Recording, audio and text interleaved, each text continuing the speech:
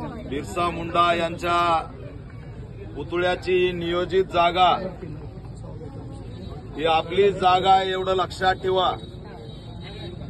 गेल्या वर्षभरापूर्वी आपण अधिवेशनावरती मोर्चा काढला होता, निवेदनं दिली होती, पण दलित आणि आदिवासींची यांना जाणीव नाही.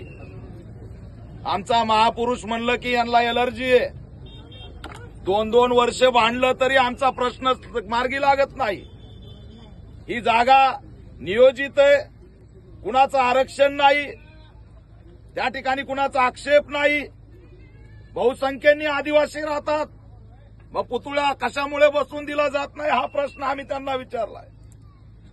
त्या ठिकाणी टेक्निकल प्रॉब्लेम आहेत की पुतळ्याला परवानगी नाही. ती परवानगी 8-10 दिवसामध्ये ते देतील. मी फोनवर बोललो, इथं सुद्धा हे अधिकारी उपस्थित आहेत. पुतळा आपल्या बापाचा याच ठिकाणी लागणार हे मी या माध्यमातून जाहीर करतो.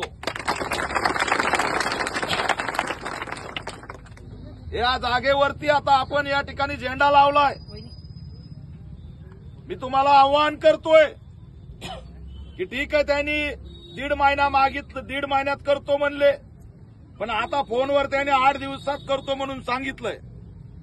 8 दिवसात जर नाही केलं तर आपल्या बापाचा पुतळा घेऊन हा फाकड्या तुम्ही एकटे नाही तर महाराष्ट्रातले आदिवासी घेऊन या ठिकाणी घुसल्याशिवाय राहणार नाही. त्याच्यामुळे आता दुर्दैवाने या ठिकाणी आपण मोठ्या ताकदीने आलात.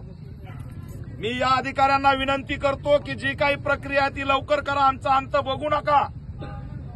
आज आम्ही तुम्हाला सहकार्य केलंय, कायदा व सुव्यवस्था राखणारी आम्ही बाबासाहेबांची औलाद आहेत, पण उद्या जर आमचा या ठिकाणी 8-10 दिवसात तुम्ही मार्ग काढला नाही तर आम्हाला पुतळा आतमध्ये बसवल्याशिवाय पर्याय राहणार नाही आणि मग कुणीच आम्हाला रोखू शकत नाही. हे सुद्धा मी या माध्यमातून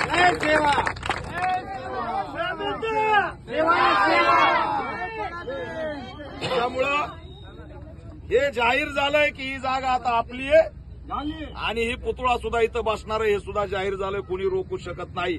रोखणारा कुणी आला तर मी बघून घेतो, तुम्ही काही घाबरायचं कारण नाही. मी या माध्यमातून अधिकाऱ्यांना सांगतोय की आमच्या बाबतीतच या ठिकाणी भूमिका चुकीची घेऊ नका. नागपूरमध्ये मी यादी देऊ शकतो की अनेक पुतळे त्या ठिकाणी विना परवानगी बसलेले आहेत, पण दलितांच्या आणि आदिवासींच्या महापुरुषांसाठी फक्त आम्हाला नियम सांगता. काही हरकत नाही, नियम आमच्या बापाने बनवले तर आम्ही ते फॉलो करणार आहेत. नियमानेच पुतळा बसू तसं काही हरकत नाही, पण तुम्ही जर आम्हाला सहकार्य नाही केलं तर मात्र आम्हाला पॅन्थर झाल्याशिवाय पर्याय नाही. हे सुद्धा या माध्यमातून जाहीर करतो. 1.5 वर्षाची आमची जुनी मागणी आहे. आमच्यासाठी आमच्या पोटाला काही नसलं तरी चालेल, पण आमचा बाप महत्वाचा आहे आणि त्याच्यासाठी कसली बाजी लावायला आम्ही या ठिकाणी तयार आहे. हे सुद्धा जाहीर करतो.